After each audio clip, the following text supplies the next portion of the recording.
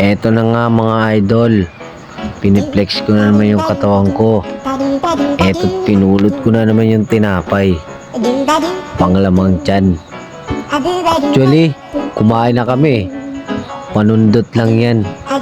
Ganyan kami pag nagutom sa gabi, pag alanganing oras. Mamaya maya tutulog na din. Ito, lumalapa pa oh. Tasty boy yan, at saka ham. Eto nga pala yung anak ko, yung editor, nanonood ng TV. Yan mga hilig niya, ML tsaka Roblox. Tapos ito, nakalatag namin, mamaya matutulog na talaga kami. Ayun si Mrs. ayaw magpakita, likod lang daw, pwede na. Kalat sa bahay pero konting linis lang mga tropa, makukuha rin yan. Balik tayo ulit sa sarili ko para makita nyo. Tignan nyo naman, tasty ba yung kinakain ko? Parang naka century tuna. Napakasarap niyan mga idol. Busog na ako dyan, pero pinipilit ko pa rin kasi gusto pa ng tiyan ko eh.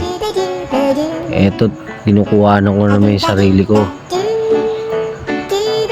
Gwapong gwapo eh oh. Oh, diba? Tapos balik ulit tayo sa anak ko. Nak, ayan oh, nanonood na naman siya oh.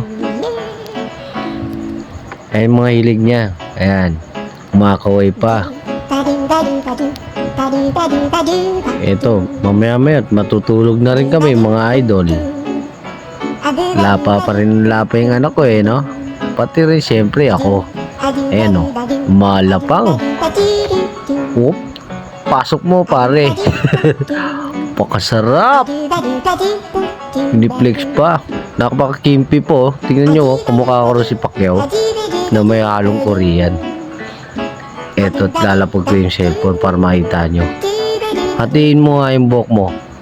Yun o, lumalapang po. Kuha nga ako ng salamin para makita nyo. Kamukha ba ni Jangpyo? Yung may sugat sa paa. Kaya eto, lalapag ko na naman. Medyo ano na ako, paghahanap na rin akong tubig mamaya. Kukuha ng kulihan ng anak mo. Nak, peace out. Wow, may gumaganon pa.